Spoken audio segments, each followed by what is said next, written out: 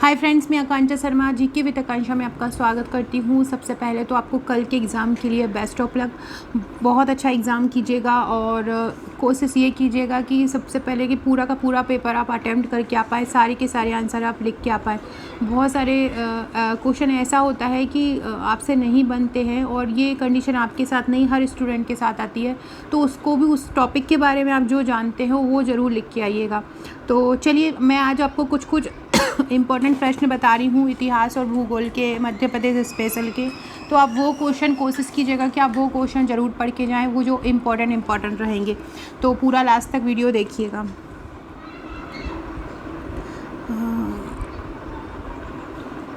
ये जो मैं जिससे बता रही हूँ ये MPPSC मध्य प्रदेश के इतिहास की बुकलेट है, जो अगर आपने मेरा मेंस का पैकेज लिया होगा तो आपको ये 4th यूनिट में मिली होगी। वहीं से मैं ये आपको कुछ क्वेश्चन बता रही हूँ।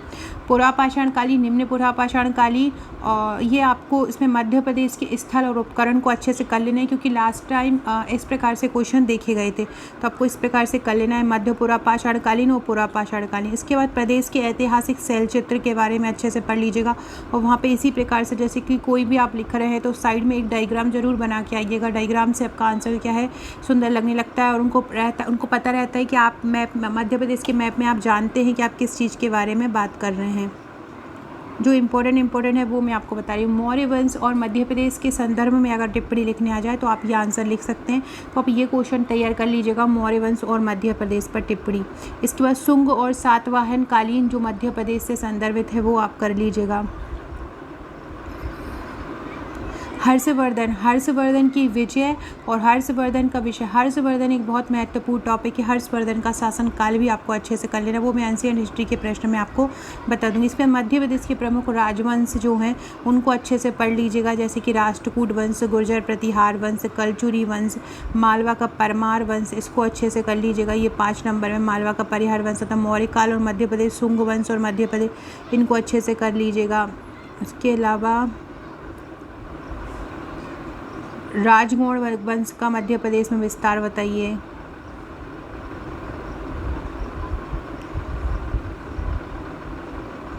लास्ट टाइम मैंने ये जो मेरी भूगोल, मध्य प्रदेश भूगोल की बुकलेट है वो लास्ट टाइम आपको रिवीजन के समय बताई थी। 90% पेपर वहीं से आया था।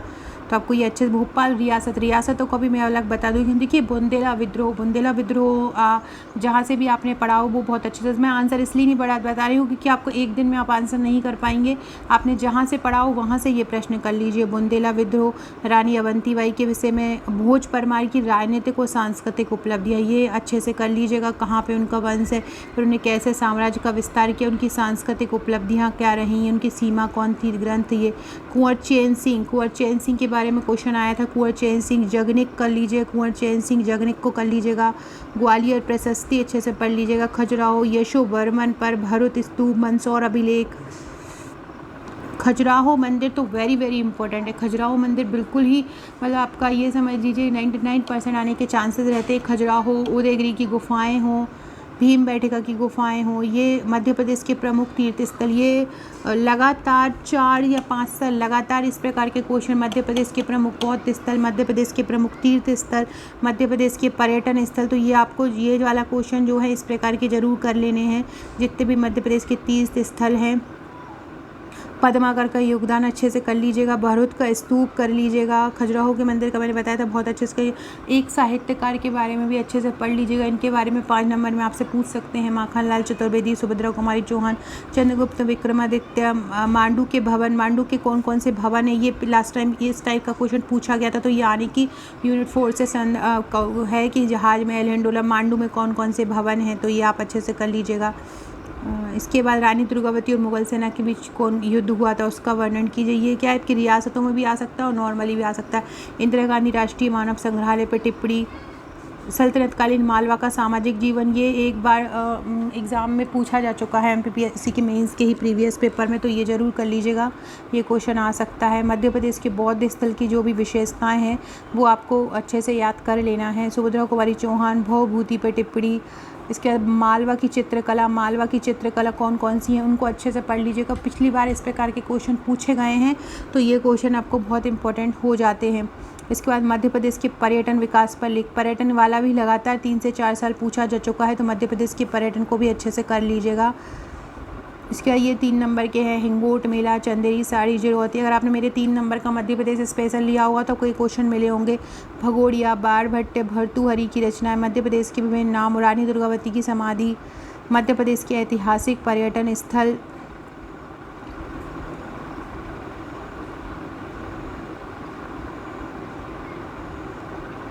आदमगढ़ और आगरा पुरातात्विक चीज़ों का वर्णन करो।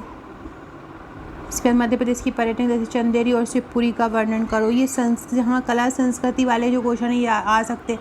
इंद्रगढ़ संस्कृति पर टिप्पणी लिखो, वेशनगर पर टिप्पणी लिखो, भीमबेटका डॉग वाला एरन का पुरातात्विक महत्व बताइए। इसके बाद नावदा टोली पर टिप्पणी लिखो, कायथा संस्कृति पर टिप्पणी लिखो, ताम्रपाषाण संस्कृतियों पर बताइए। तो ये जो क्वेश्चन है ये मध्य प्रदेश के प्रमुख महलों का वर्णन करूँ। मध्य प्रदेश में प्रसिद्ध मकबरे समाधियों पर टिप्पणी लिखो। ये जैसे कि पर्यटन का अलग अलग है, तो मध्य प्रदेश के प्रमुख किलों का वर्णन करो। मध्य प्रदेश के प्रमुख किले आपने प्रीलिम्स में पढ़े होंगे। मध्य प्रदेश के मेलों का वर्णन, किलों का वर्णन, ओमकारेश्वर और महेश्वर पर टिप्पणी। इसके बाद भेड़ाघाट अमरकंटक पर टिप्पणी, पचमढ़ी के बारे में। और मध्य प्रदेश की विश्व विरासत स्थल, जितने ही मध्य प्रदेश की विश्व विरासत स्थल हैं उनको अच्छे से पढ़ लीजिएगा और उनको चित्र के साथ याद कर लीजिएगा। तो क्योंकि जैसे खजुराहो है तो खजुराहो को अच्छे से पढ़ लीजिए, खजुराहो के मंदिर में और कौन कौन से मध्य फ्री विश्व विरासत स्थल को चित्र द्वारा बता दीजिएगा। बुंदेली लोक चित्रकला। इसके बाद मध्य प्रदेश में होने वाले प्रमुख सांस्कृतिक उत्सव, कौन कौन से समारोह होते हैं मध्य प्रदेश में, वो सभी याद कर लेना। भारत भवन पर टिप्पणी याद कर लीजिएगा। सृजन पीठ मध्य प्रदेश की प्रमुख लोक नाट्य शैली। ये क्वेश्चन क्या है कि संस्कृति का क्योंकि टॉपिक अलग यूनिट 4 कर दिया, तो ये क्वेश्चन बनता है। मध्य प्रदेश के प्रमुख मेले, जैसा कि मैंने पहले बताया है कि मध्य प्रदेश की लोक चित्र परंपरा, सैयद हैदर रजा। कोई भी चीज़ में प्रॉब्लम आए तो आप मेरे को कमेंट करके बताइएगा या आप मुझे व्हाट्सअप कर सकते हैं। मध्य प्रदेश के लोक नृत्य, ये नंबर लिखा हुआ है मेरा। मध्य प्रदेश के लोक नृत्य को अच्छे से कर लीजिएगा। तो ये क्वेश्चन आपके लिए, और बिल्कुल घबराइए मत कि आप लोग सोचें कि अगर अभी हमारी तैयारी आपको लग रहा है कि अरे मैंने पूरा पढ़ लिया, मैं पूरा भूल गया हूँ, तो ये सभी लोगों के साथ यही कंडीशन है। सब पढ़ के भी यही लगता है कि नहीं पढ़े हैं। तो आप उससे जितना आप कूल होकर जाएंगे एग्ज़ाम हॉल में, जितना ज़्यादा शांत रहेंगे, जितना जब उसके 1 घंटे पहले तक फ्री रहेंगे, आप उतना अच्छा करके आ पाएंगे। क्योंकि थकावट और दिमाग भारी रख के आप मेंस का आंसर नहीं लिख सकते हैं। आपका कहीं ना कहीं कोई ना कोई चीज़ गड़बड़ हो जाती है। जितना माइंड को शांत रख पाए उतना शांत रखिएगा। उस्ताद अलाउद्दीन खां सरोद वादक थे, समीक्षा कीजिए। ये क्वेश्चन बहुत अच्छे से आ सकता है। उस्ताद अलाउद्दीन खां। हिंदी व्यंग्यवाद में शरद जोशी का योगदान। हरिशंकर परीक्षाई एक विलक्षण व्यक्ति थे, भारतीय आत्मा के रूप में। माखनलाल चतुर्वेदी। सिंघा जी की साहित्यिक विशेषताएं। सुभद्रा कुमारी चौहान। संस्कृत बहुभूति। बाणभट्ट, ये इनका बारे में। कालिदास, ये इनका योगदान जरूर पढ़ लीजिएगा साहित्यकारों का, ये जितने भी हैं। इसके बाद मध्य प्रदेश का प्रथम स्वतंत्र संग्राम में योगदान। चरण पादुका संग्रहालय। राष्ट्रीय स्वतंत्रता संग्राम मध्य प्रदेश की भूमिका। ये क्वेश्चन बहुत इंपॉर्टेंट है और जो आपको करना ही है। मध्य प्रदेश स्वतंत्रता संग्राम, बख्तावर सिंह का योगदान। जंगल सत्याग्रह, घोड़ा डोंगरी, भीमा, टंट्या भील, रानी दुर्गावती, रानी लक्ष्मीबाई देवी, अहिल्याबाई, आदमगढ़, इंद्रगढ़, एरन, ये 3 नंबर में। आंवरा, 10 पोर, 11 पोर, पवाया, कसरावद, ये 3 नंबर में करना है आपको। कायथा, नागदा, कंदरिया महादेव, सूपिया का लेखन, तुमेन अभिलेख, उदयगिरी गुहा लेख, संदीपनी आश्रम, अमलेश्वर ज्योतिर्लिंग, ठक्कर वापा पुरस्कार, मध्य प्रदेश माध्यम। 3 नंबर में कुछ भी पूछ सकते हैं। रविंद्र भवन, मध्य प्रदेश हिंदी ग्रंथ अकादमी, मध्य प्रदेश कला परिषद, मध्य प्रदेश साहित्य परिषद, रागनी लोकनाट्य, मनसुखा लोकनाट्य, स्वांग का वर्णन, माच लोकनाट्य, महेश्वरी, लाख शिल्प, खराज शिल्प, मिट्टी शिल्प, कंघी शिल्प, दुलदुली घोड़ी नृत्य, सैरा नृत्य। तो इस प्रकार के क्वेश्चन आपको अच्छे से कर लेने हैं और ये क्वेश्चन बहुत इंपॉर्टेंट हो जाते हैं। अब मैं आपको दूसरा सब्जेक्ट बताती हूँ। अब हम पढ़ने वाले हैं मध्य प्रदेश का रियासत यूनिट 5। मध्य प्रदेश रियासत में कौन कौन से टॉपिक इंपॉर्टेंट है। मध्य प्रदेश की गोंडवाना रियासत पर प्रकाश डालिए। फिर ये 3 नंबर में आ सकता है। मध्य प्रदेश के गोंडवाना वंश में कौन कौन से राज्य आते हैं और गढ़मंडल, फिर इसका विस्तार कहाँ पर है, गढ़मंडला के प्रमुख शासक। ये आप अपने आंसर में लिख सकते हैं। अगर आपने मध्य प्रदेश रियासत की मेरी बुकलेट दी लिख ली होगी तो उसमें से ही मैं ये बता रही हूँ। तो इसमें क्या होगा, गोंडवाना वंश में जितने भी गोंडवाना रियासत के शासक होंगे हम सबके बारे में थोड़ा थोड़ा पढ़ लेंगे। तो आपको ये 5 नंबर नंबर या 3 नंबर में आता है तो भी आप लिख सकते हैं, जैसे कि संग्राम शाह, दलपत शाह, रानी दुर्गावती। फिर अकबर की गोंडवाना विजय समझाओ या गोंड वंश और मुगल साम्राज्य में संबंध, इनका उत्तर रानी दुर्गावती से। ये जो आंसर है ये रानी दुर्गावती से, ये इसका ही आंसर है कि अकबर की गोंडवाना विजय को समझाओ। गोंडवाना, फिर ये शंकर शाह, रघुनाथ शाह, चंद्र प्रेम शाह, हृदय शाह, छत्र शाह, पहाड़ सिंह, ये पूरा का पूरा गोंडवाना रियासत का आता है 11 नंबर में, तो आप पूरा लिख दीजिएगा। नहीं तो ये छोटे छोटे हृदय शाह के बारे में बताओ, रानी दुर्गावती के बारे में बताओ, है ना, तो ये निजाम शाह के तो आप कर देंगे। फिर देवगढ़ का गोंड राज्य, इस पर प्रकाश डाली, तो 11 मार्क में है। और फिर 3-3 मार्क में 11 नंबर को ही लिखना है। उसमें जो मेरे छोटे छोटे आंसर आपको दूंगी उसमें आप 3 नंबर में भी लिख सकते हैं, जैसे कि कोक शाह प्रथम राजा जाटवा, ये पूछ सकते हैं। केसरी शाह या जाटवा, कोक शाह, दीदार या महिपत शाह, चांद सुल्तान। फिर खेरला का गोंड राज्य पर प्रकाश डालिए। इसके बाद फिर गोंड वंश की प्रशासनिक व सामाजिक व्यवस्था पर, गोंडवाना वंश की क्या प्रशासनिक और सामाजिक, वही आपको हर रियासत की करना था। प्रशासन व्यवस्था कर लो, उसकी सामाजिक विशेषता कर लो।